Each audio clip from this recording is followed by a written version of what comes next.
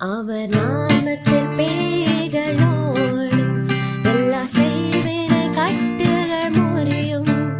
அவர் நாமத்தில் பேய்களோடும் எல்லா செய்வினை கட்டுகள் முறியும்.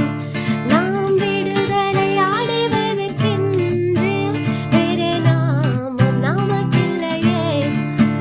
நாம் விடுதலை அடைவதற்கென்று வேறே நாமம் நமக்கில்லையே. அவர் நாமம் இயேசு கிறிஸ்து. அவர் நாமம் இயேசு கிறிஸ்து. அவர் நாமம் இயேசு கிறிஸ்து. அவர் நாமம் இயேசு கிறிஸ்து. Praise the Lord. கர்த்தரும் இரட்சகருமாகிய இயேசு கிறிஸ்துவின் நாமத்தில் உங்கள் யாவருக்கும் என் அன்பின் வாழ்த்துக்கள். ஒரு அருமையான பாடலை நாம் கேட்டோமாம். இயேசு கிறிஸ்துவின் நாமத்தில் வானோர் பூதரத்தோர் பூமியின் கீழானுடைய முழங்கள் யாவும் முடங்கும். முக்கியமாக பொல்லாத ஆவிகள் அந்தகார சக்திகள் முடங்கி போகும் இயேசுவின் நாமத்தில் என்று வேதம் சொல்கிறது. மார்க் எழுதின சுவிசேஷம் 16ஆம் அதிகாரம் 17ஆம் வசனத்தில் இயேசு இரட்சகர் உயிர்த்தெழுந்து விண்ணகத்திற்கு செல்லும் முன்பதாக தன் சீடர்களுக்கு கொடுத்த அதிகாரங்களை நாம் பார்க்கலாம். நான் வாசிக்கட்டும். விசுவாசிக்கிறவர்களால் நடக்கும் அடையாளங்களான என் நாமத்தினாலே பிசாசுகளை துரத்துவார்கள், நவமான பாஷைகளை பேசுவார்கள். 18ஆம் வசனம். சர்ப்பங்களை எடுப்பார்கள், சாவுக்கு ஏதுவான யாதொன்றை குடித்தாலும் அது அவர்களை சேதப்படுத்தாது. வியாதிஸ்தர் மேல் கைகளை வைப்பார்கள், அப்பொழுது அவர்கள் சுஸ்தமாவார்கள் என்றார். Mark 16:17-18. And these signs will follow those who believe. In my name they will cast out demons. They will speak with new tongues.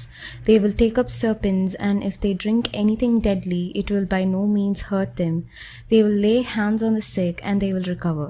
ஆம் பிரியமானவர்களே, உயிர்த்தெழுந்த இயேசு சொன்ன ஒரு அற்புதமான வார்த்தை, என் நாமத்தினாலே பிசாசுகளை துரத்துவார்கள். யார் துரத்துவார்கள்?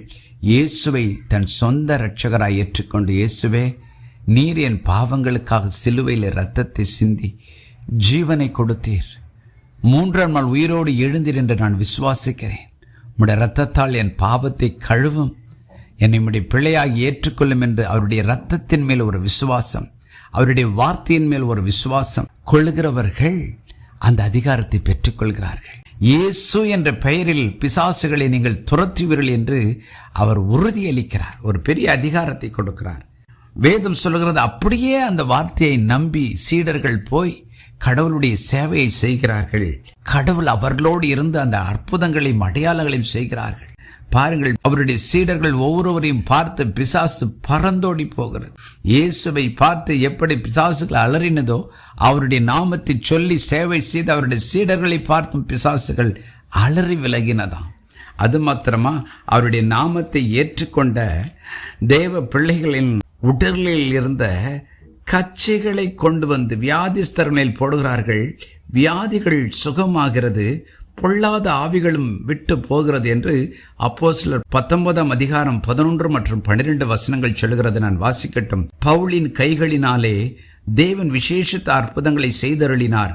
அவனுடைய சரீரத்திலிருந்து உருமால்களையும் கச்சைகளையும் கொண்டு போய் வியாதிஸ்தர்கள் மேல் போட வியாதிகள் அவர்களை விட்டு நீங்கி போயின, பொல்லாத ஆவிகளும் அவர்களை விட்டு புறப்பட்டன.